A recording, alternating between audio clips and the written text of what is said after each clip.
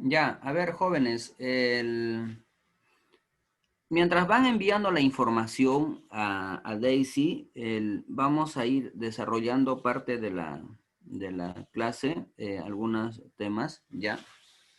Pero teniendo en consideración de que ustedes deben estar o deben haber ya avanzado con su caso clínico, me imagino, han buscado la información y todo, ¿no? Entonces, en el transcurso de hoy o a más tardar mañana, estoy revisando los casos clínicos, lo estoy validando en los casos clínicos de cada uno de los que le han enviado, ya, y nuevamente lo voy a enviar a la señorita Daisy, ya para que pueda compartir pues ella ya a cada uno de ustedes, ¿no? Para que ya ustedes puedan ya ir desarrollando su caso clínico, ¿no? Pero es muy importante hacerles recordar de que cuando empiecen a desarrollar el proceso de atención de enfermería, por favor, así les hago recordar de que ustedes tienen que hacer la referencia bibliográfica y la bibliografía en sí, las citas bibliográficas con la norma Vancouver. ¿Ya? Entonces, desde que empiezan a hacer su proceso de atención de enfermería, por favor, trabajen con la norma Vancouver. ¿Ya? Para ello, como les había explicado a ustedes, deben haber instalado en el Office Word que ustedes tienen en su computadora la norma Vancouver, ¿no? Para que ustedes puedan ir trabajando, ¿no? Porque no esperen de culminar su proceso de atención de enfermería y recién ahí hacer el trabajo con el Word, que es norma Vancouver, porque se les va a complicar más. Es más, no lo van a poder concluir su trabajo con la norma Vancouver. Ya, entonces eso sí es muy importante. Lo otro es la interrelación de los libros Nanda, Knocknick, ya que ustedes tienen que desarrollar. Ya tienen que haber una buena correlación, ¿no? Unos buenos objetivos dentro de los libros Nanda Knocknick, ¿no? Para que ustedes puedan hacer el proceso de atención de enfermería utilizando siempre la primera parte, ¿no?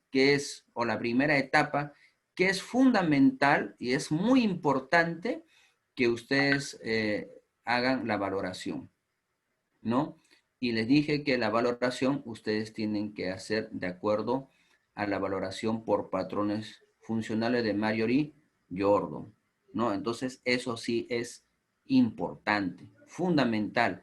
Les he puesto el formato en el aula virtual. Háganlo, por favor. Desarrollen estos formatos que les he dejado en el aula virtual, ¿ya? Y vayan analizando el proceso de atención de enfermería. Jóvenes, no esperen, por favor, el último momento o la última hora para poder hacer su proceso de atención de enfermería. Trabájenlo con anticipación, hagan una buena valoración, ya luego hagan unos buenos diagnósticos y utilicen los libros adecuadamente con el raciocinio, así con la investigación que ustedes siempre lo han hecho, ¿no? Y consideren las intervenciones y las actividades adecuadas para cada diagnóstico. ¿Ya? Para así, intervenciones y sus actividades para cada diagnóstico, ¿no? Y seguidamente de ahí, utilicen también una teórica, ¿no? Las teóricas, que es muy importante que ustedes consideren, ¿no? Y esas teóricas las tienen que ustedes trabajar, ¿no?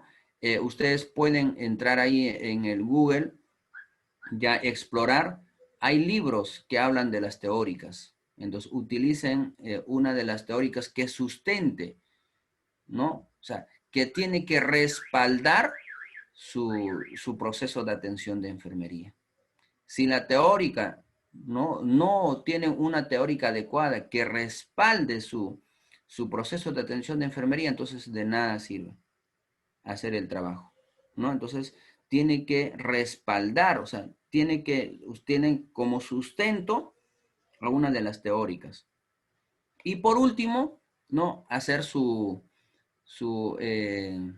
el esquema, ¿no? De lo que es la sesión educativa, ¿no? Y en la sesión educativa, el formato adecuado, el estándar que se utiliza y el díptico o el tríptico, ¿no? Más algunas fotografías que le dije que ustedes tienen que tomar. Serán 1 o 2 fotografías que pongan como evidencia que están haciendo y que también se evidencie, que se vea del tema que ustedes están desarrollando, de tal manera que da la evidencia, o sea, tener la evidencia, ¿no? Para que ustedes puedan ya culminar su proceso de atención de enfermería. ¿Está bien? Entonces, eso es muy importante, ¿no?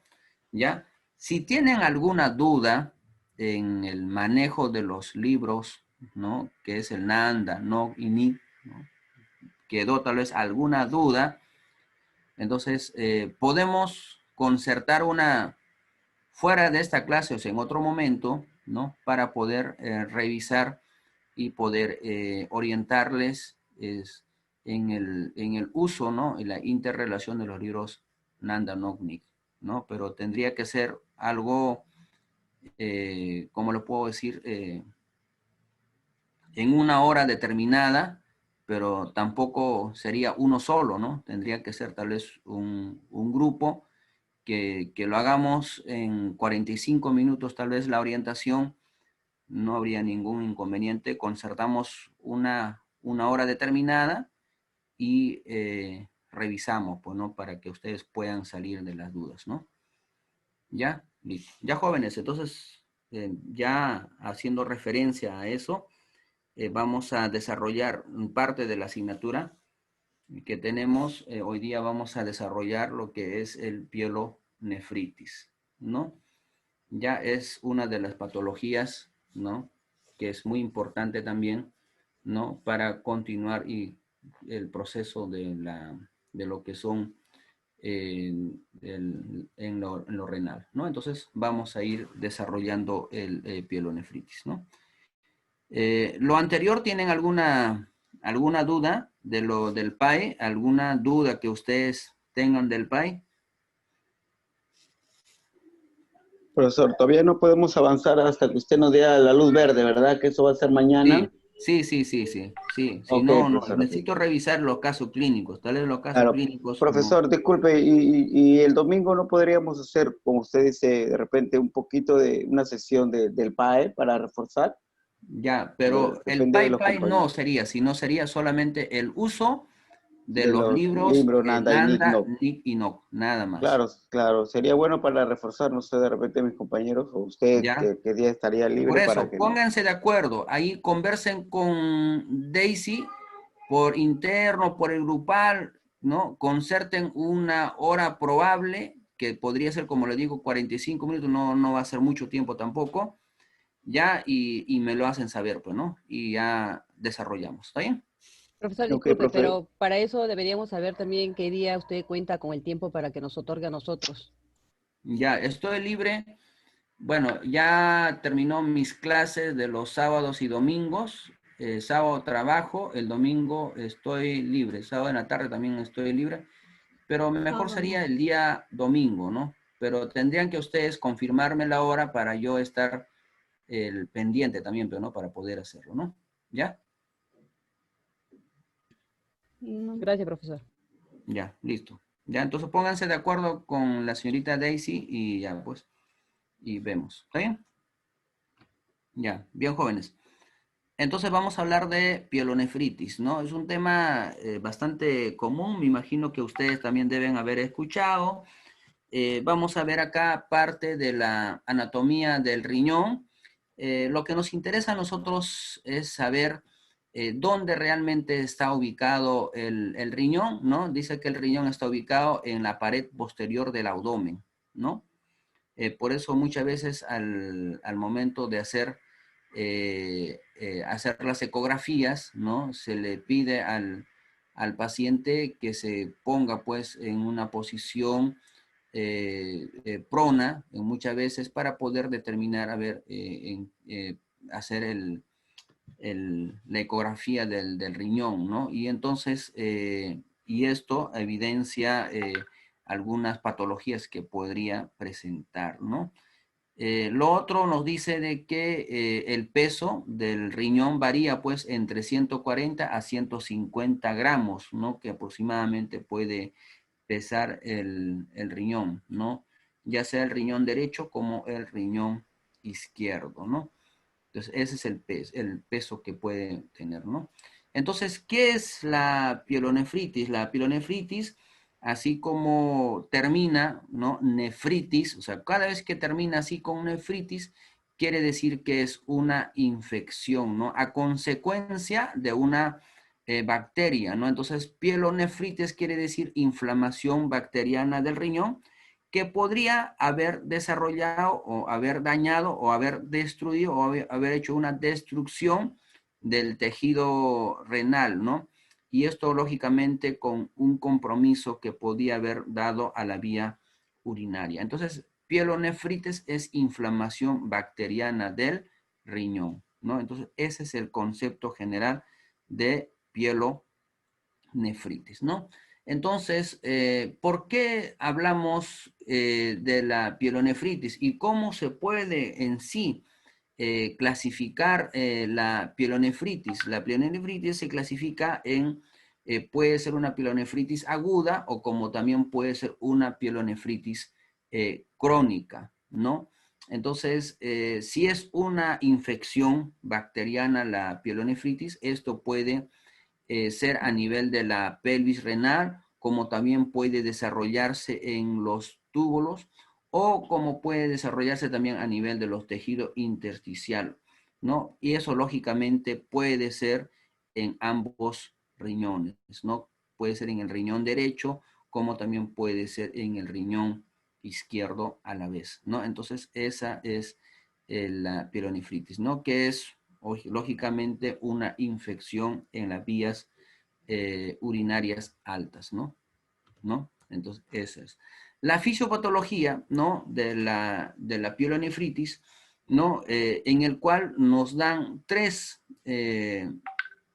vías por las cuales, ¿no? El ser humano, o sea, un paciente en sí, puede presentar la pielonefritis o puede dar una pielonefritis. Uno es a nivel, o sea, a través de la sangre, ¿no? Entonces, a nivel, o sea, a través sanguíneo puede el paciente tener una pielonefritis, una infección, ¿no?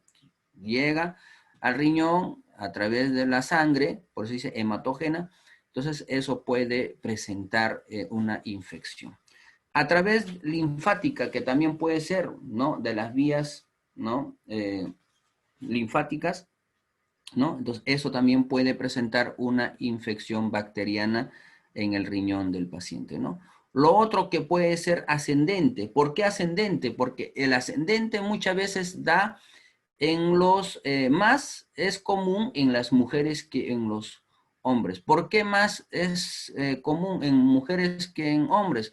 Porque la vagina de la mujer está más cerca pues al recto y muchas veces esa comunicación así puede abarcar y producir una infección bacteriana y esa infección bacteriana que puede introducirse puede ascender al riñón, ¿no? Por eso se llama ascendente también, ¿no? Entonces eso puede darse, pero eso es más común en mujeres que en hombres, ¿no? Que normalmente da, ¿no? Entonces vamos a ir desarrollando cada uno de ellos, por ejemplo, ¿no? Ahí está, ¿no?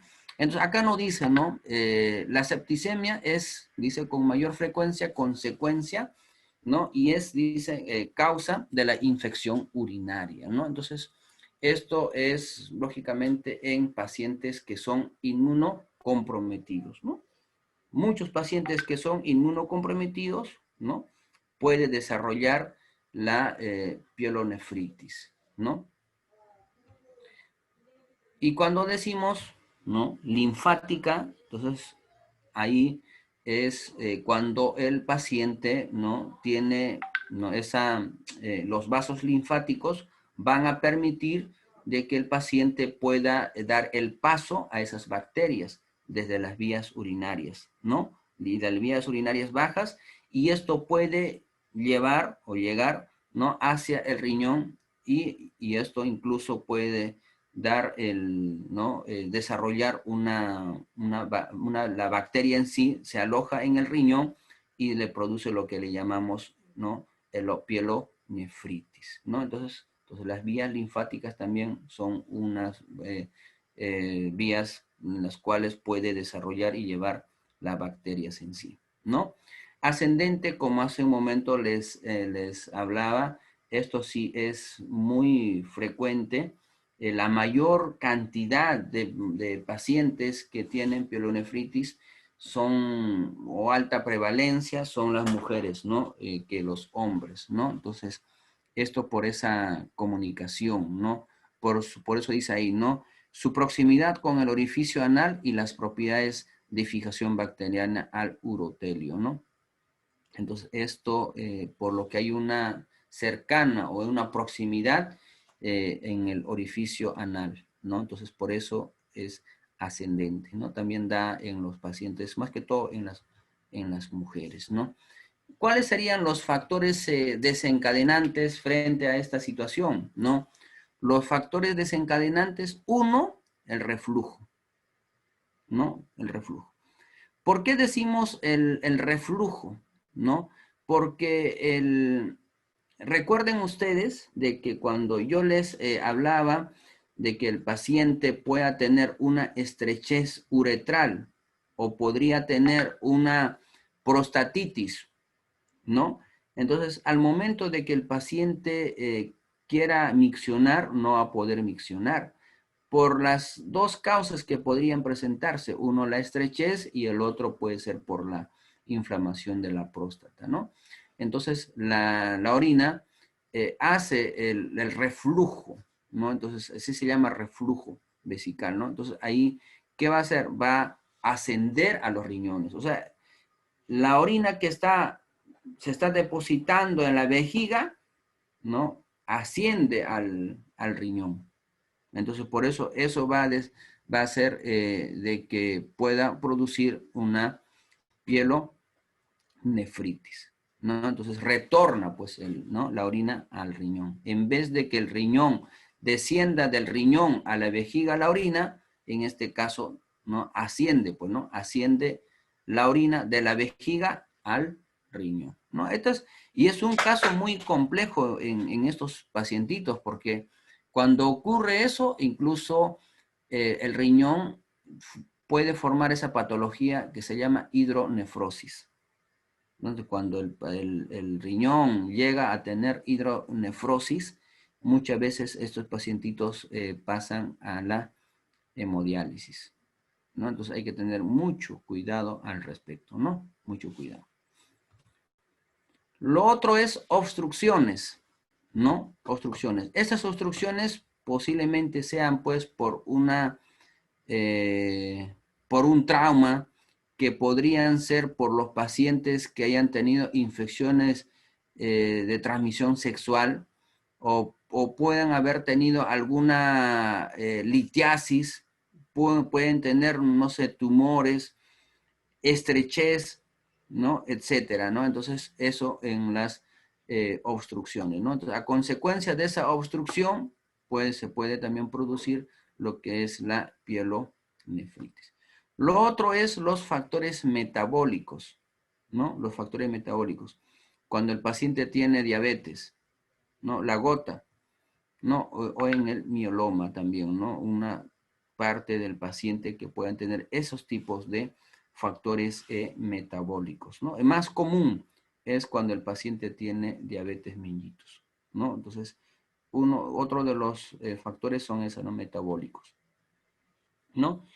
Inmunodepresión, ¿no? Pacientes que han tenido, pues, son inmunodeprimidos a consecuencia, por ejemplo, del VIH-Sida, ¿no? O algunos que están con tratamientos inmunosupresoras, ¿no? Entonces, en estos casos, los pacientitos también pueden tener pielonefritis. Lo otro es los factores quirúrgicos. Todos los diversos tipos de intervenciones quirúrgicas que pueden existir, ¿no? Las intervenciones quirúrgicas, por ejemplo, por la uretra, ¿no? Que vendrían a ser para poder resecar, por ejemplo, la próstata, ¿no? O para poder corregir la estrechez uretral, ¿no? A través de la uretra, ¿no? Con los endoscópicamente se realiza para poder sacar los cálculos, o sea, la litiasis, ya sea litiasis uretral, litiasis vesical, ¿no? Litiasis ureteral, ¿no? Entonces, cada vez que se haga cualquier intervenciones quirúrgicas, también puede ocasionar. ¿Pero por qué? ¿Por qué podría ser por los factores quirúrgicos, ¿no? Uno de los temas que podría utilizarse en estos pacientes, tomar como uno de los factores en la infección, ¿no? A que lo produzcan una pielonefritis. Entonces, ahí viene, ¿no? La intervención del personal de enfermería. ¿Por qué digo intervención del personal de enfermería? Porque enfermería es la única, sí, personal de salud que maneja la central de esterilización, ¿no? Que el personal de enfermería es el que, ¿no? Desinfecta el instrumental que se va a utilizar con el paciente. El personal de enfermería es el que da el control de calidad al momento de las cirugías, ¿no? Si el personal de enfermería no apertura la sala de operaciones y no revisa su instrumental y no valida su instrumental con los indicadores, ya sea internos o externos, que han cumplido con los estándares de esterilización, entonces, si no cumple, o sea, no da pase a la intervención quirúrgica. Entonces, por eso es de vital importancia la labor del personal de enfermería en estos casos, ¿no? En el campo, por ejemplo, en la sala de operaciones, ¿no? El personal de enfermería tiene que manejar la asepsia, pero estricta, estricta, ¿no? Por eso siempre hay uno que es una enfermera instrumentista y otro es la enfermera circulante. La enfermera instrumentista está al pie ahí, ¿no? Participando, ¿no? Activamente con la instrumentación. Pero la enfermera circulante participa activamente viendo cada detalle, ¿no? De que se conserve, ¿no? La asepsia. Porque muchas veces los errores más grandes dentro de la cirugía son porque no se han considerado o no se han tomado en cuenta la asepsia, ¿no? Entonces, por eso es muy importante la actividad o la participación del personal de enfermería en lo que son quirúrgicos, ¿no? Entonces, mira qué tan importante, porque si no se trabaja con la debida asepsia, entonces podemos tener que los pacientes puedan tener, pues, pielonefritis, ¿no?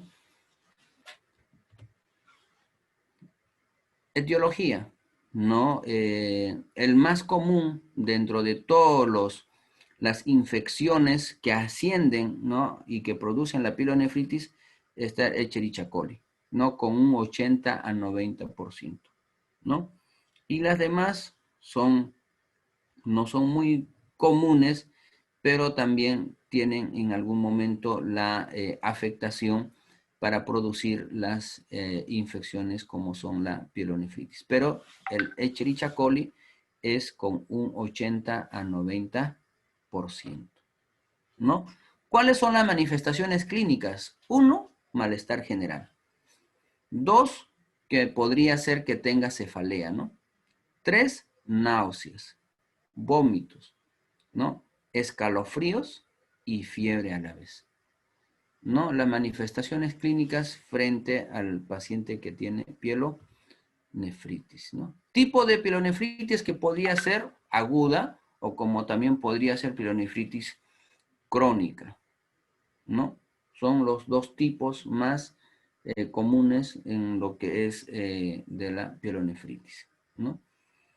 En estos casos, cuando es aguda, como ustedes pueden apreciar en sí, en la imagen del riñón, ¿no? O sea, no tiene mucha afectación. Aún podemos observar que el riñón conserva, ¿no? Conserva, ¿no? La anatomía, ¿no? Del riñón, haciendo un corte sagital, o sea, cortando de la mitad, pueden ustedes apreciar, mira, cómo alguno, ¿no? Está conservado incluso, ¿no? ¿No? Entonces, eso es en pielonefritis aguda. Pero cuando es, ¿no? Pielonefritis crónica, ustedes pueden apreciar cómo queda el riñón, miren, ¿no? Totalmente ya destruido, no cumple ninguna función dentro del organismo, ¿no? Ninguna función dentro del organismo, ¿no? Entonces, esto ya es a consecuencia ya de una infección crónica, ¿no?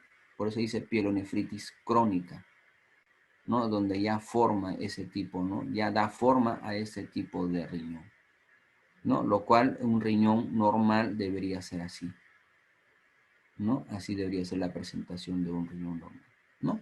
Entonces, debemos tener en consideración de que cuando se hace el estudio, ¿no? De los pacientes que tienen o que tengan sospecha, ¿no? De la pielonefritis, ¿no?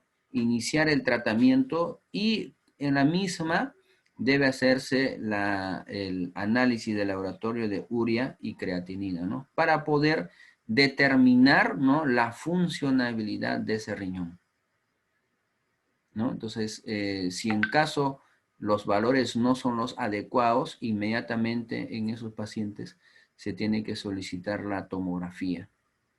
Ya ahí con la tomografía no determinar o determinan ya los médicos si ese paciente se va a tener que extirpar ese riñón o no se va a extirpar ese riñón. Hay muchos pacientes que por tener la pielonefritis ya son monorreno, o sea, un solo riñón, y viven con un solo riñón. Entonces, se tiene que prestar la debida importancia al riñón, ¿no? Lo otro, tenemos la clasificación de pielonefritis que puede ser no complicada o una pielonefritis complicada, ¿no?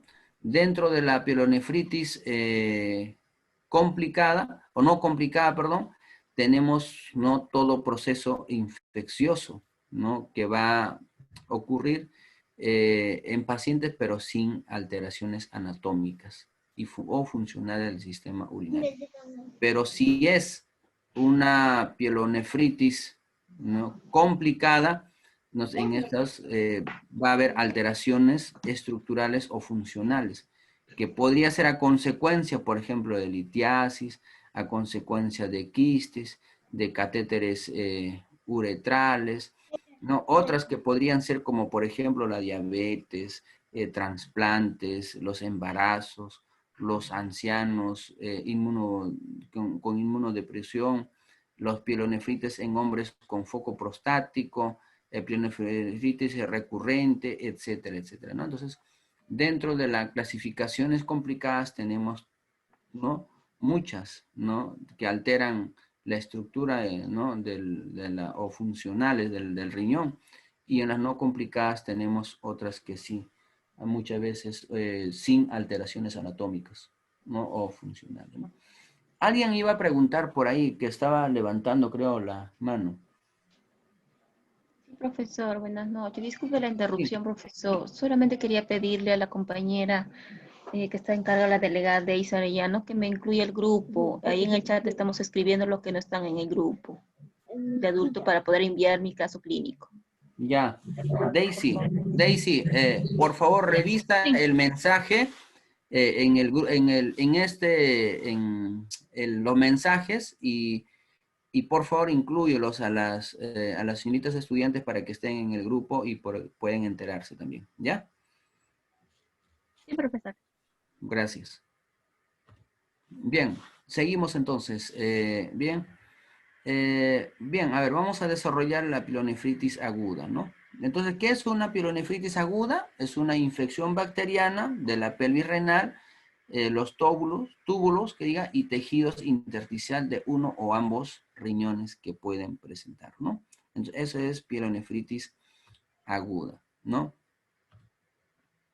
Dentro de sus manifestaciones clínicas en una pielonefritis aguda, primero la disuria y el otro es la polaquiuria. ¿Qué es la disuria? Esa es la sensación de la micción, pero que no va a poder hacer la micción, que va a presentar dolor, ¿no? El paciente o la paciente, ¿no? Y la poliquiuria es el aumento, ¿no? De la orina, ¿no? Que pueda tener mucha micción, ¿no? Que muchas veces también esto no es normal, ¿no? Entonces, siempre va a presentar el dolor en el flanco derecho, ¿no? O flanco izquierdo. Entonces, eso es en el examen físico se va a tener que determinar, pues, ¿no? Entonces ya clínicamente para poder evaluarlo, ¿no? Entonces, pero lo más, dentro de las manifestaciones clínicas donde se debe prestar atención es que si existe disuria o si es que existe polaquiuria, ¿no? Dentro de las manifestaciones clínicas, ¿no? Bien, y dentro de las manifestaciones clínicas también podemos determinar los signos, ¿no? Como podría ser, por ejemplo, fatiga, ¿no? La cefalea, la anorexia, ¿no? La poliuria, una sed excesiva y pérdida de peso también, ¿no? Ahora, y esto lógicamente va a llevar o va a conllevar a que la paciente o la paciente pueda tener pues ciertas manifestaciones clínicas, ¿no? Como le decía hace un momento, que sí son muy característicos, es la disuria y la poliuria, ¿no? Es muy característico en estos pacientes, ¿no? Su diagnóstico, que podría ser a través del examen físico, ¿no? Que se podría determinar. Lo otro es el examen microscópico del sedimento urinario, que podrían realizarlo al paciente, o el urocultivo, ¿no? Que también es importante para el desarrollarlo una ayuda diagnóstica, ¿no? Valoración y hallazgos, ¿no? Entonces, esto sí es importante dentro de valoración y hallazgos, donde dice que se realiza ¿no? A través de un ultrasonido o una tomografía computarizada el riñón para localizar cualquier obstrucción en el aparato urinario, ¿no? Que podrían hacer, ¿no? Entonces, esto sí es, la tomografía es relativamente una de las ayudas diagnósticas por imágenes que es muy importante en los pacientes con sospecha de pielonefritis y que pueda presentar pues dentro de su pielonefritis ya el tumor, ¿no? Entonces, a consecuencia de eso, ya tomar la decisión del riñón, o sea, de ese riñón, retirarlo, pues, ¿no? Entonces, para que no complique más su estado de salud del paciente, ¿no? Entonces, a muchos pacientes, por ejemplo, se han retirado el riñón. Ahora, el riñón, hay dos formas para poder extraer el riñón, pues, ¿no? Una es la forma tradicional, que es una cirugía abierta, y lo otro es las modernas, unas cirugías actuales, que sería la cirugía laparoscópica, ¿no? Que se hace, ¿no? Para poder extraer el riñón, ¿no?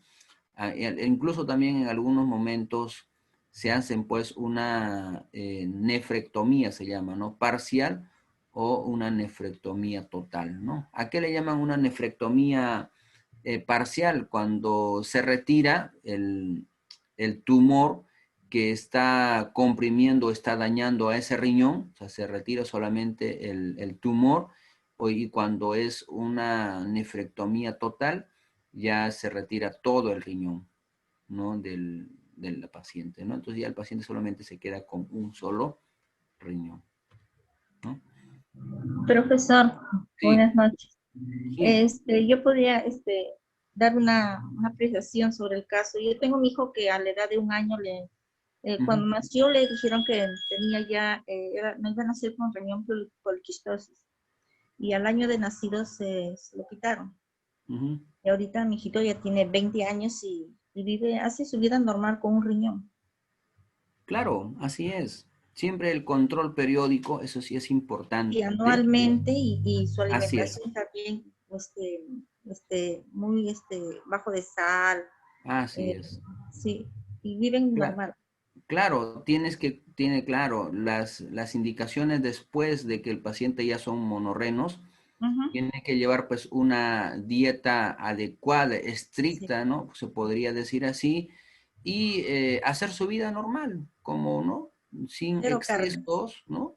Igual vive como si fuera, como si tuviese los dos riñones, o sea, yo conozco muchos pacientes que han pasado por sala de operaciones y que se ha sacado un riñón y viven, ¿no? Y nos encontramos así por el hospital cuando vienen a su control y todo, feliz, tranquilo, contentos, sin ninguna alteración, pero eso sí, siempre están con su chequeo permanente, ¿no? Sí, Una anualmente. vez al año, cada 6 meses, su control periódico y tranquilos, ¿no? Y como ya se les educa y como son conscientes, se les educa y ya ellos ya guardan la debida atención, pues, ¿no? A eso, porque es importante siempre de que tomen conciencia de lo que está pasando, ¿no? Si es consciente de lo que está pasando, de lo que está viviendo, entonces realmente esto es importante eso, ¿no? Eso se llama educar, pues, ¿no? Hay que educar a los pacientes. Si ustedes lo educan a los pacientes hacen, ¿no? De su vida de lo más normal que podría ser, ¿no? Entonces es así. ¿Ya? Qué bueno, mira, ve, así es. ¿Ya? Y siempre con su control rutinario, ¿no? Eso sí es importante. Diagnósticos, ya le dije que podría ser por urocultivo, por sedimento urinario, su antibiograma, su hemocultivo, etcétera, ¿no? Entonces eso se hace por ayudas diagnósticas, ¿no? Dentro de los estudios funcionales y morfológicos tenemos en la tomografía axial computarizada, una ecografía, una urografía excretora y una radiografía simple que podría ser del abdomen, ¿no? La urografía excretora, ¿no? Así se llama, urografía excretora, ya se introduce a nivel del meato urinario una sonda y a través de ella muchas veces se hace la sustancia de contraste, se inyecta la sustancia de contraste y con esa sustancia de contraste muchas veces pinta todo el proceso de la uretra hasta la vejiga y muchas veces se canaliza esto hasta el uréter a través del cistoscopio se coloca la guía, ¿no? Así se llama la guía, que son unas guías con túbulos, ¿no? Que van directamente hasta el uréter, ¿no? Entonces, a través de ellas se introduce la sustancia de contraste para que pinte todo el uréter y llegando hasta el riñón. Entonces, y con eso se toman las placas radiográficas, son en diferentes posiciones para poder determinar, ¿no? Cómo realmente está, ¿no? Si hay una estrechez, hay una malformación dentro de los uréteres, ¿no? Para poder determinar y hacer pues el procedimiento, ¿no? Entonces eso es dentro de los ayudas diagnósticas, ¿no? Bueno, tenemos también ahí el tratamiento médico, que muchas veces es importante esto, ¿no? Que deben de realizarse, ¿no? Las prescripciones, los medicamentos que tiene que consumir el paciente y más que todo el tratamiento que sí va a seguir, ¿no? El procedimiento que lo van a hacer al momento que determinen si ese paciente pues tiene el riñón con alguna de las patologías que estamos mencionando, ¿no? Que podían ser los tumores, la litiasis, o que podía ser a través de la estrechez, ¿no? Etcétera. Entonces, para poder intervenirlo quirúrgicamente, ¿no? O si no, solamente con un tratamiento terapéutico, ¿no? Con un tratamiento médico, ¿no? Que podrían hacer, ¿no? Y como le decía, el tratamiento va a tener que determinar el esquema o el antibiótico que van a utilizar para el paciente, si el paciente requiere hospitalización, ¿no? Y, o si se complica, por ejemplo, la pielonefritis, ¿no? Entonces, ahí es donde se ya determina su hospitalización del paciente, ¿no? Para evitar, sobre todo, que llegue el paciente, pues, a tener un estado de choque, por ejemplo, ¿no? Y que podría llegar el paciente al trauma shock, ¿no? Que el paciente pueda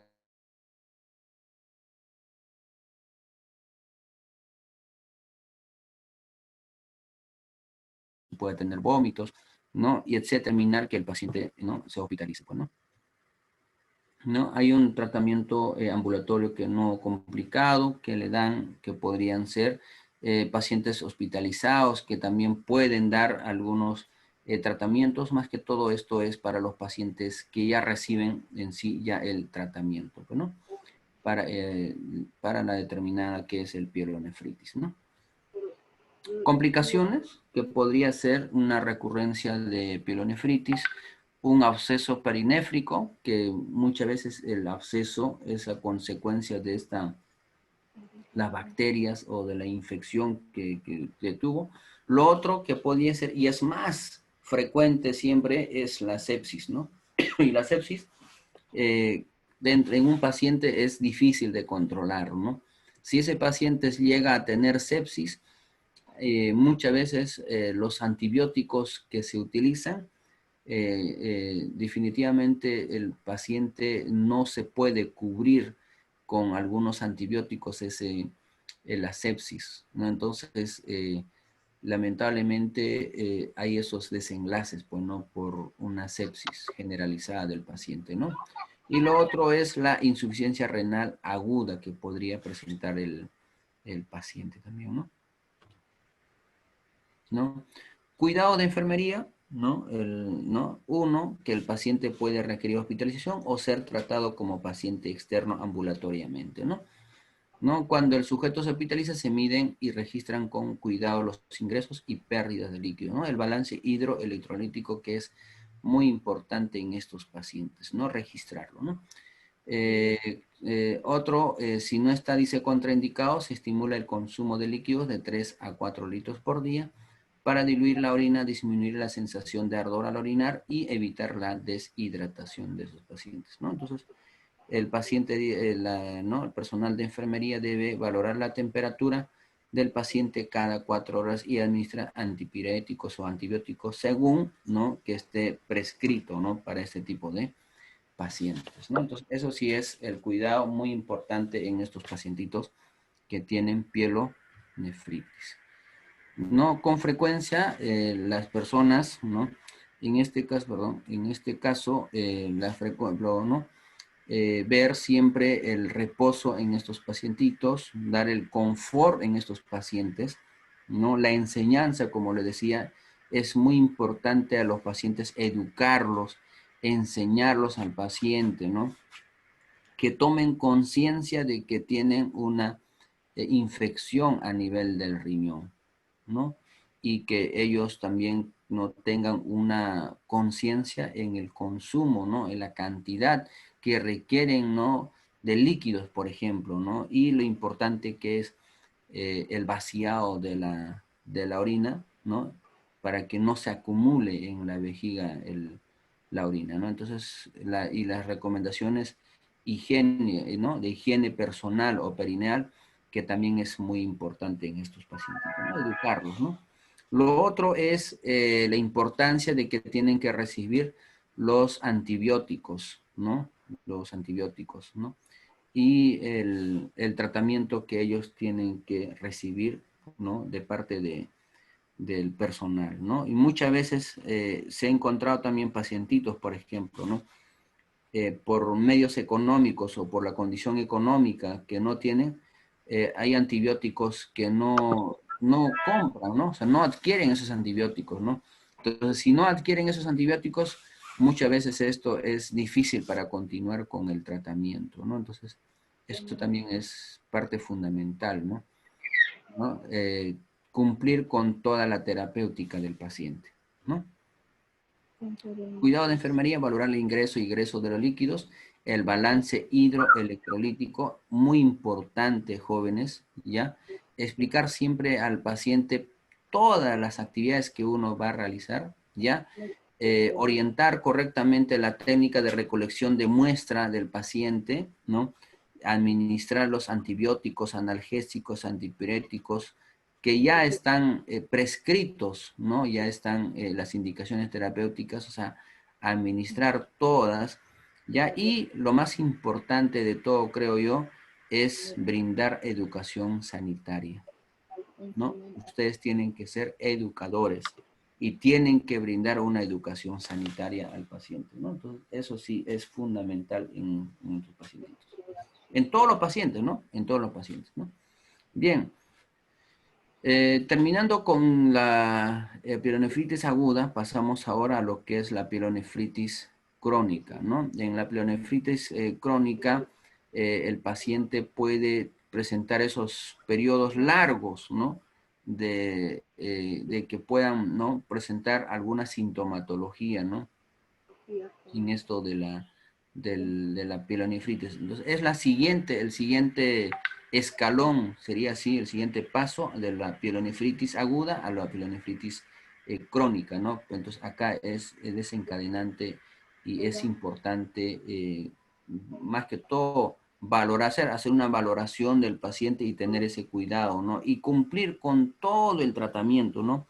Que tiene el paciente, ¿no? ¿Ya? Y siempre valorar la función renal, eso es importante, ¿ya? Después, dice acá, las posibles molestias se dan a modo de brotes y son menos características, como por ejemplo agotamiento, dolor de espalda, los trastornos gastrointestinales como náuseas y vómitos y la pérdida de peso también en esos tipos de pacientes, ¿no? Entonces pasa, ¿no? Entonces la pielonefritis crónica es un proceso inflamatorio crónico, túbulo intersticial que condiciona cicatrización renal dejando como consecuencia alteraciones patológicas de cálices, pelvis y parénquima renal. Al final, grados diversos de disfunción renal debido a infecciones recurrentes que puede pasar, ¿no? Entonces, como ustedes pueden apreciar ahí en la imagen, tenemos un riñón normal y un riñón con alteraciones, ¿no? Que podría ser con una pielonefritis crónica, ¿no? Entonces, eso es importante determinar, ¿no? Entonces, el riñón, ¿no? Muy aparte de otros órganos blandos que tenemos, ¿no? Hay que cuidar también el riñón, ¿no? Porque a través del riñón, ¿no? Se filtran todas las toxinas, ¿cierto? Se eliminan todas las toxinas. El riñón es uno de los órganos que nos ayuda a nosotros regular, ¿no? La toxicidad que tenemos dentro del organismo, ¿no? Es el que regula, ¿no? Ayuda Algo también, profesor. está ahí, entonces, ¿qué hace? El riñón es el que filtra todo, ¿no? Y esas toxinas, los elimina, ¿no? Y los lleva a la vejiga, ¿no? Y ya lo eliminamos a través de la orina, ¿no? Entonces, el riñón se tiene que cuidar, ¿no? Se tiene que consumir líquidos, la cantidad o lo suficiente que el ser humano necesita y no abusar, pues, de lo que son sal y tampoco del azúcar, ¿no? O sea, no se debe abusar, ¿no? Entonces, cuidar sobre todo, ¿no? Ahora, aquellos que son, que tengan antecedentes de familiares, ¿no? Entonces, también tiene que hacer su chequeo, pues, rutinario, ¿no? Para poder evitar, ¿no? Y detectar a tiempo y así tal vez para poder prevenir, ¿no? A que lleguen a una pielonefritis, ya sea aguda o ya sea crónica, ¿no? Eso sí es importante también, ¿no? Epidemiología, ¿no? ¿no? La insuficiencia renal crónica, la causa más importante, dice, que es el responsable del 11 y 20% de todos los casos de nefropatía terminal, ¿no? Entonces, eso es muy importante considerar, ¿no? ¿ya? Dentro de la insuficiencia renal crónica, siempre el siguiente paso va a ser la diálisis, ¿no? Entonces, eso sí, de hecho, ¿no? Entonces, por eso es importante cuidar el riñón, ¿no? No sé si ustedes habrán escuchado, hace poco ya el boom de la salud y el boom de las especialidades, o sea, donde la especialidad que mayor requerimiento tenía y la que mejor pagaba eran las enfermeras que habían estudiado la especialidad en lo que es Nefrología. nefrología, ¿no? Y muchos, muchos consultorios o clínicas, o podríamos decir así, unas casas incluso, han puesto sus empresas y han puesto su hemodiálisis en esos locales, ¿no? Entonces, muchos pacientitos recorrían a hacer su hemodiálisis. Hasta ahora incluso, ¿no? Recorren a hacer su hemodiálisis, ¿no? Y el trabajo en lo que es de hemodiálisis es máximo, pues le dan 2 pacientes, un paciente, ¿no? Y hacen la hemodiálisis. Ahora, ¿cuánto es el costo de la hemodiálisis? También tiene Calderón su Calixto. costo, ¿no? ¿Cómo? Gracias, Conde. Bueno, diga. Siguiente con Calderón. Una pregunta. Sí, profesor. Ahorita. ¿No, profesor? A ver, parece que hay interferencia o están preguntando. También individuales podemos exponer, profesor, digo. ¿Cómo? No le escuchamos, joven. ¿Está preguntando o no lo sé? Bueno, parece que no fue una pregunta, ¿no? Bien, eso es importante considerar, pues, ¿no? Pielonefritis crónica igual tiene, ¿no? Hace un momento hablamos, tiene una crónica con reflujo, dice, de netropatía por reflujo. Como ustedes pueden apreciar ahí, hay una obstrucción de la vejiga, o sea, no se puede hacer el vaciado de la vejiga por la uretra, ¿no? Entonces, ¿qué hace la orina de la vejiga? Retorna, ¿no? Por eso se llama el reflujo, ¿no? Y esto va pues al riñón, ¿no? ¿Dónde más? Al riñón, ¿no? Entonces, al retornar al riñón, entonces eso es lo que daña muchas veces eso. Y como se ha eliminado acá con todas las toxinas y todo, nuevamente retorna al riñón a través del reflujo, entonces ahí es donde produce lo que se llama la pielonefritis, ¿no? Lo otro puede ser obstructiva. ¿Por qué obstructiva? Porque a nivel del riñón, por no tomar la cantidad de líquidos que deberíamos consumir, o por otros factores que podrían ser por el consumo de carnes rojas, por infecciones recurrentes, entonces se forman diferentes tipos de cálculos, ¿no? O las piedritas, ¿no? Que comúnmente se llama litiasis, ¿no? Entonces, esas litiasis que pueden ser por litiasis cálcica, por la cantidad de calcio que se está eliminando, o sea, el organismo no está recibiendo ese calcio, sino lo está eliminando ese calcio, y como lo elimina, las fuentes de eliminación son a través del riñón, entonces se forma en el riñón la litiasis cálcica, entonces ese es otro, ¿no? Ahora, hay otra litiasis que se llama litiasis úrica, que es la litiasis a consecuencia del consumo de carnes rojas, ¿no? Entonces, si consumes bastante carnes rojas y eres carnívoro, ¿no? Consumes, ¿no? Rojas, entonces eso va a formar a la larga también lo que se llama la litiasis, ¿no? De úrica. Lo otro es a consecuencia de la infección. Si tienes una infección recurrente, ya sea infección de las vías urinarias bajas o infecciones de las vías urinarias altas, entonces a consecuencia de la infección también se produce la litiasis, ¿no? Entonces esas litiasis obstruyen, pues, ¿no? Por eso se llama crónica obstructiva. Entonces ahí es donde lo que sucede, la nefropatía por obstrucción, ¿no? Entonces, cierra el paso, pues, ¿no? De que se acumula la cantidad de, de orina en el riñón, ¿no? Entonces, al acumularse, eso es lo que produce la pielonefritis también crónica, ¿no? Entonces, por eso es importante considerar, ¿no? Ver, ¿no? Qué está afectando, ¿no? Entonces, por eso las ayudas diagnósticas es importante para poder hacer un buen diagnóstico, ¿no? Manifestaciones clínicas, fiebres mayor a 39 grados, que podía durar más de 2 días, que podían tener escalofríos, dolor abdominal, dolor lumbar en los flancos, dolor tipo cólico, náuseas, vómitos, disuria, polaquiuria, nicturia, etcétera, ¿no? Entonces, son las manifestaciones clínicas de un paciente que tiene, pues, este tipo de, ¿no? Diagnóstico, signos, sintomatología, ¿no? Bien, tenemos ahí diagnósticos como ayuda diagnóstica. Podemos tener un diagnóstico radiológico a través de la imagen, una radiografía que se puede hacer al paciente, y el otro es clínico, ¿no? Que podrían ser, ¿no? Clínicamente determinar si el paciente tiene hipertensión arterial, ha tenido pérdidas renales, como está de sodio, la poliuria, nicturia, acidosis tubular, hipercloremia, hiperpotasemia, etcétera, ¿no? Entonces, hacer una batería de exámenes de laboratorio para determinar, ¿no? Dentro de su ayuda diagnóstica del paciente, ¿no?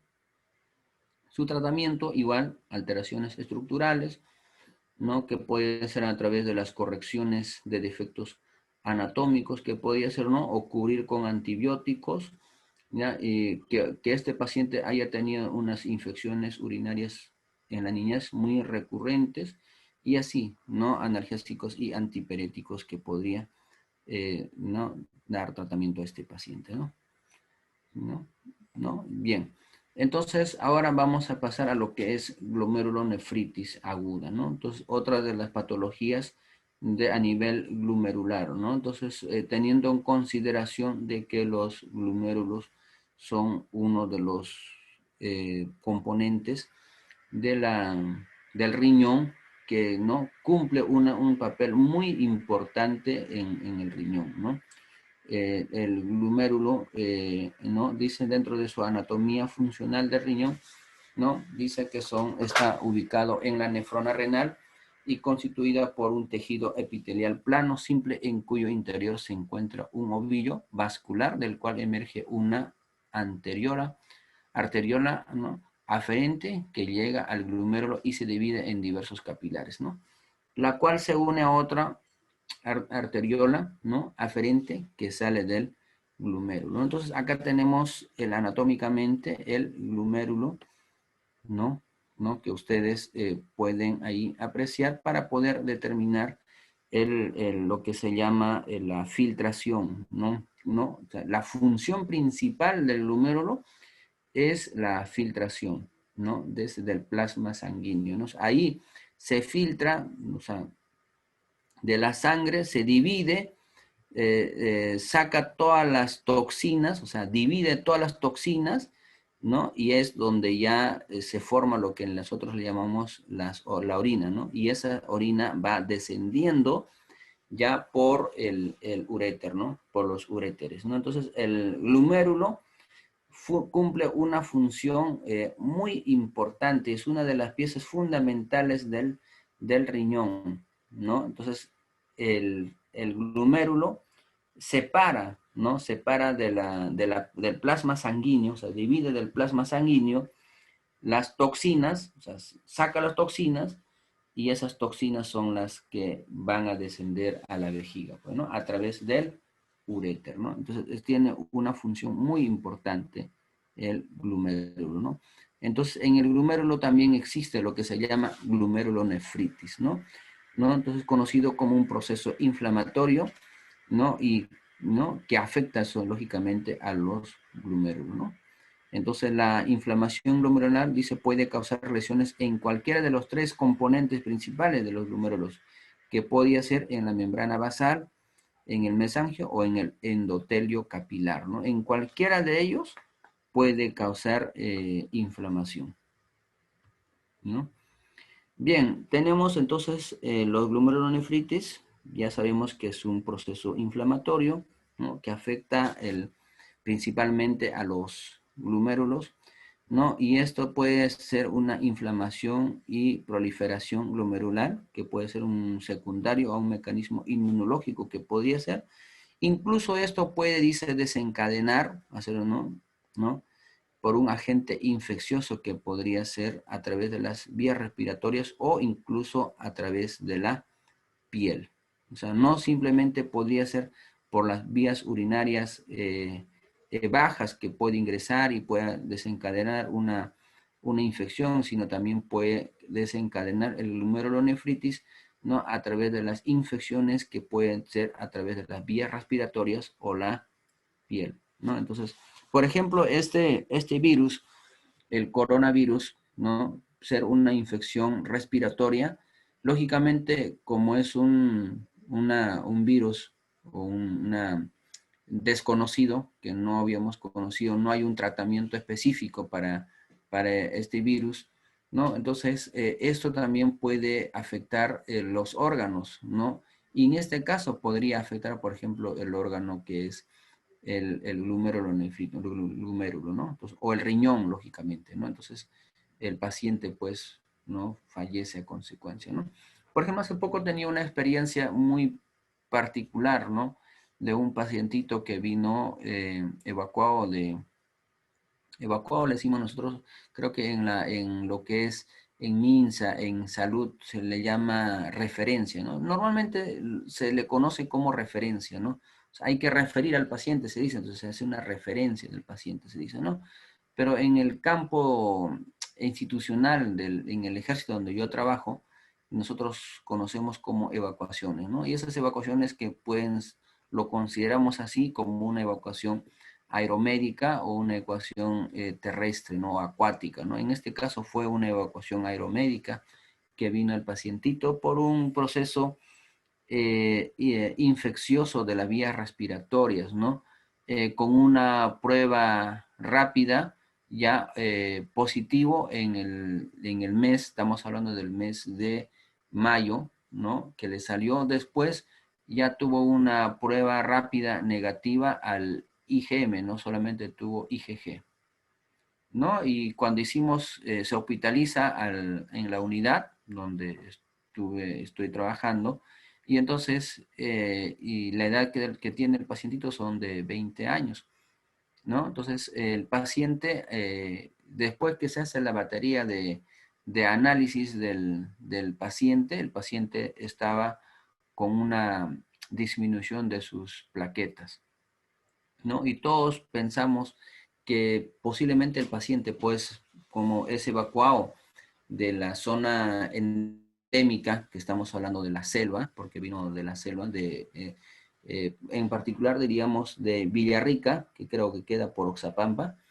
ya entonces este pacientito llega y el paciente cuando empieza a hacer fiebre, ¿no? Con intermitentes, ¿no? En momentos que el paciente llega hasta incluso a 39 grados, ya luego de administrarle el paracetamol endovenoso, baja el paciente a su temperatura en 37, y otros días el paciente dentro de sus manifestaciones clínicas tenía disnea, ya, y presentó angina de pecho, ya, y una sensación que el paciente nauseosa, como, ¿no? Sin vómitos, y este pacientito le estabilizamos, se le pone el oxígeno, y se suministra el oxígeno incluso solamente por cánula binasal a 2 litros nada más, como soporte, porque parte de su ansiedad era que él necesitaba oxígeno. Cuando le pusimos el oxígeno, el paciente se tranquiliza y todo. Y luego ya los estudios y todo, como vino de la selva, pensamos que el paciente pues tenía dengue o tal vez alguna otra enfermedad metaxénica, ¿no? Entonces se hace el análisis correspondiente para el dengue, el resultado sale negativo, ¿no? Del dengue, ya, y paralelamente se hace la prueba molecular al paciente y el pacientito también sale negativo a la prueba molecular. O sea, quiere decir que solamente sí, efectivamente ya tenía su IgG, pero ya no tenía pues activo el coronavirus, ¿no? El COVID-19, ¿no? Entonces, como su plaqueta seguían descendiendo, los médicos determinan de que el paciente posiblemente sea o tenga leucemia, ¿no? Entonces, casi el no confirmado, tal vez el diagnóstico lo pusieron como diagnóstico descartar leucemia, ¿no? Leucemia aguda, ¿no? Se le cursa al pacientito una interconsulta a oncohematología. En oncohematología solicita un examen que es la citometría en flujo en flujo de aspirado vertebral, ya, y se le hace al paciente la citometría, ya, cuando se le hace la citometría al paciente, definitivamente, pues el paciente no efectivamente tenía su proceso ya avanzado de lo que es la leucemia, ¿no?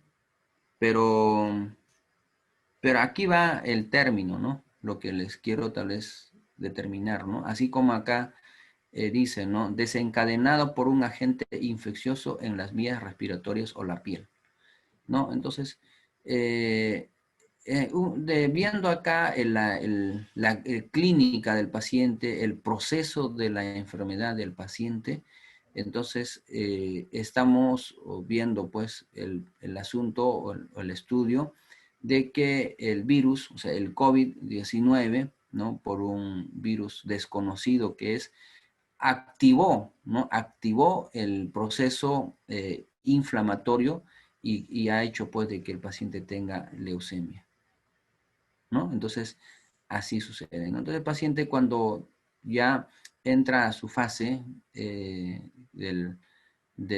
se descompensa el paciente, tuvieron que llevar a la unidad de cuidados intensivos.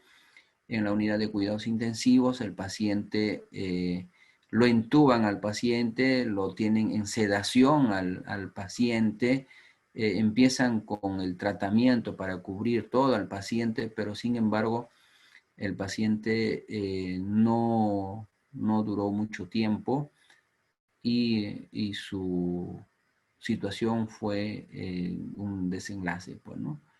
Fallece el paciente, ¿no? Entonces, así es cómo se comporta el COVID, o sea, el virus, ¿no? En este caso, en muchos pacientes no es lo mismo. Por eso yo siempre digo en algún momento, no sé si ustedes me habrán escuchado, de que todos nosotros podemos tener algo que está, como diciendo ahí, ¿no? Está dormido, está inactivo, ¿no? Cualquier ser humano que está puede tener el cáncer a cualquier órgano inactivo, ¿no?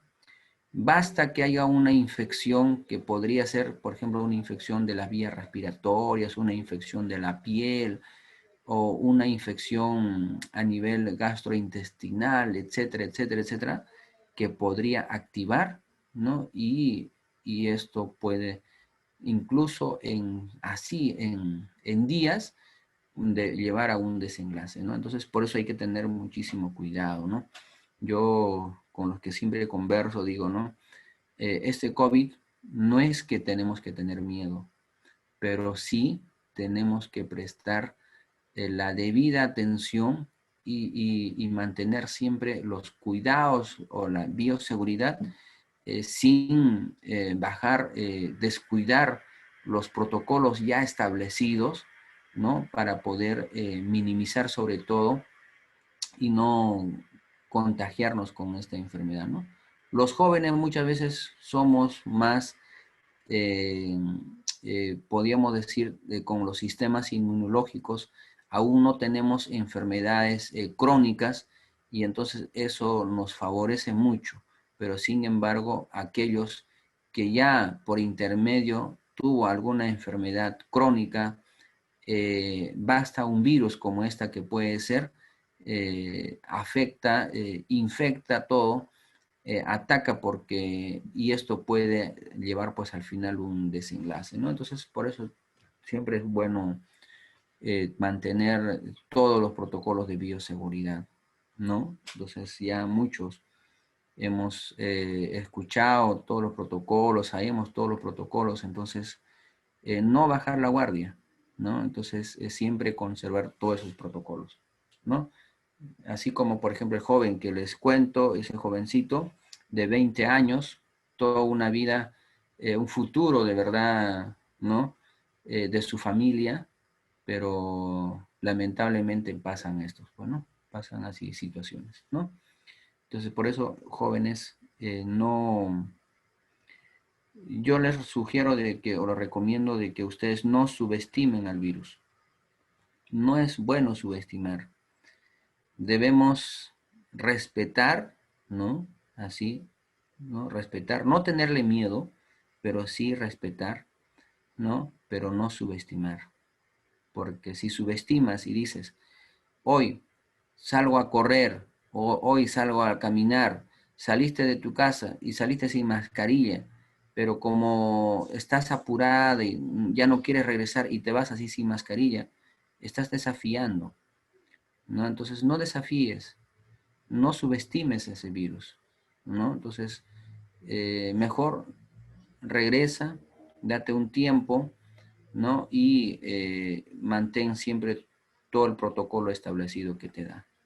Nada más, si cumples con todo el protocolo estandarizado, establecido, estás bien. Yo, por ejemplo, le digo, jóvenes, estoy en la unidad en COVID desde el 17 de abril, desde que empezó a activarse la unidad de hospitalización COVID, ¿no? Y estoy jefuturando desde ese día hasta ahora, con la bendición, así le digo, con Dios, no le he subestimado a este virus, sigo en pie, hago mis controles periódicos, ¿no?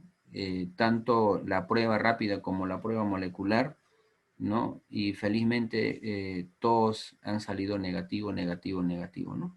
Será porque tomé conciencia de que no debo subestimar, debo seguir todos los protocolos estandarizados. También les exijo así a las licenciadas, a las técnicas, al personal médico que viene a la unidad, ¿no? Estoy al pendiente de todos ellos, ¿no? Que no subestimen. Entonces, tengo dentro de mi unidad de lo que hemos empezado, casi el 2 o el 3%, ¿no? De los trabajadores que han salido infectados por el COVID, ¿no? Casi diríamos el 95, 97% del personal que labora conmigo no ha salido infectado.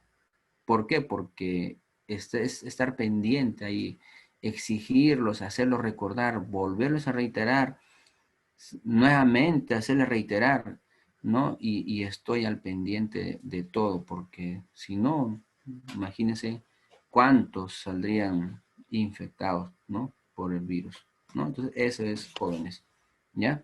A ver, seguimos para no ampliarnos más el tema, ¿no? Clasificación según su evolución, que pueden ser un síndrome nefrético, que puede ser agudo, ¿no? O otro síndrome nefrético que puede ser rápidamente progresivo, ¿no? En el agudo, con un comienzo brusco en personas previamente sanas, potencialmente reversible, nos dice, y en el síndrome nefrético rápidamente progresivo, que puede tener un comienzo igual parecido al agudo, pero dice que a veces es más insidioso, ¿no? Otro que puede ser un síndrome nefrético crónico, con un comienzo insidioso, con deterioro lento pero progresivo de la función renal, ¿no? Entonces, el glomerulonefritis, ¿no? Nefrítico, el síndrome nefrítico, tiene una entidad de origen que es inflamatorio, ¿no? Tiene una triada clásica que es muy importante saber esto, que tiene edema, que presenta hematuria y a la vez hipertensión arterial. Esa es la triada clásica de un glomerulonefritis, ¿no? Además, puede tener un deterioro, dice, de la función renal, ¿no?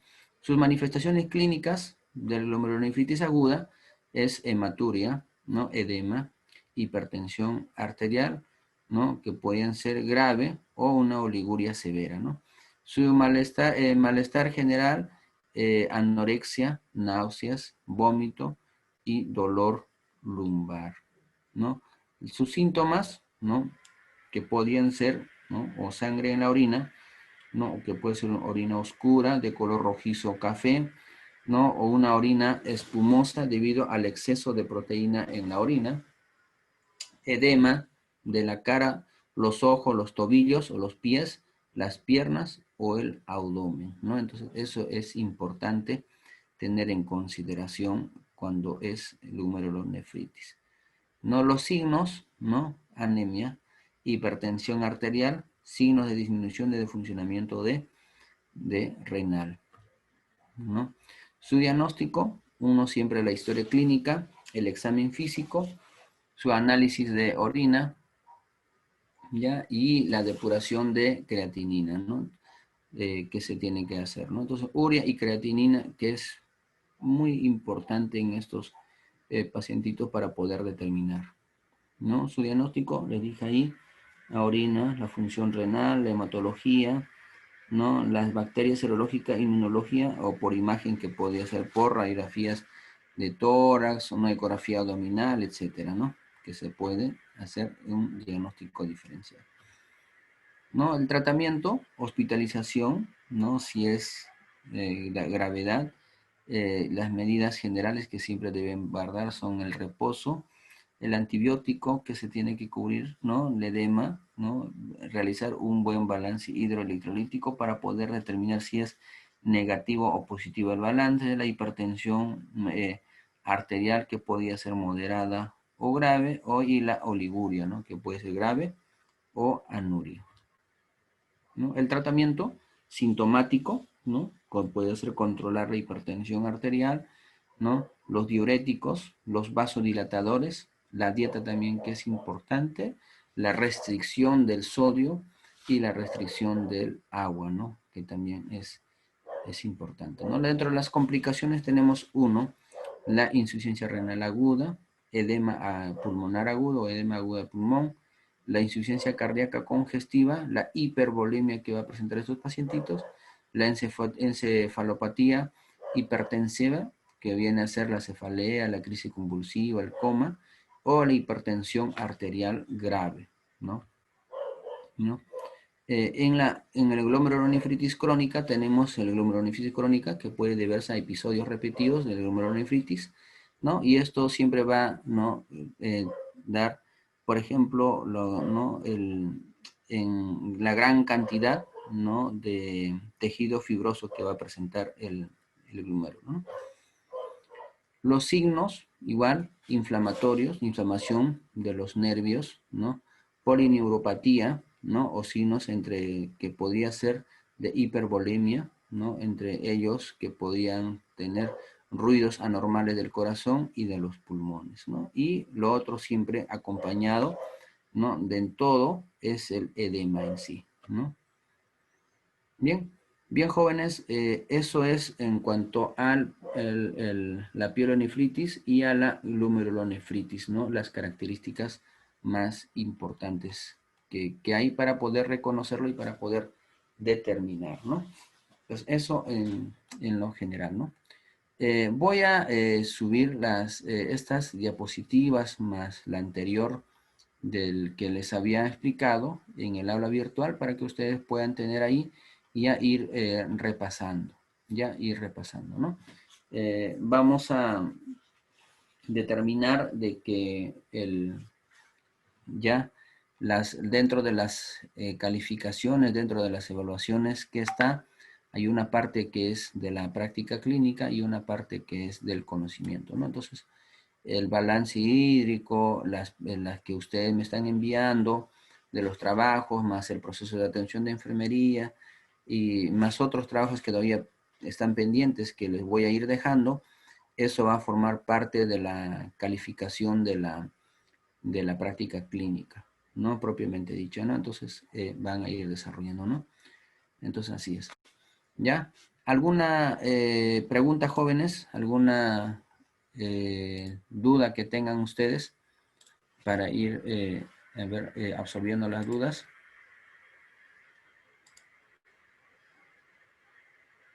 Jóvenes. Profesor, un favor, lo sube las grabaciones también. Las grabaciones están, o sea, automáticamente se sube al aula Ya, virtual. ok. Ya, Sí. gracias, profesor. ¿Ya? Entonces, ustedes sí van a poder ver ahí la grabación. ¿Ya? Profesor, una consulta. Sí. A mí, por ejemplo, me saqué una cita con un médico y cuando me hicieron un examen, me hicieron una ecografía de los riñones y me había indicado que tenía arenilla en los riñones, en ambos riñones. Entonces me dijo que tomara bastante líquido y luego, como tenía malestares, ¿no? Dolores en la parte de la espalda, entonces me dijo que tenía arenilla. Y de ahí ya me lo dejé un tiempo y me dijo después, ya no tienes molestias. Entonces ya no tienes arenillas, me dijo así. Y ahí se quedó, o sea, no hice seguimiento. ¿Usted cree que puedo sacar cita para ese seguimiento? Yo te sugeriría que saques, que te hagas un control.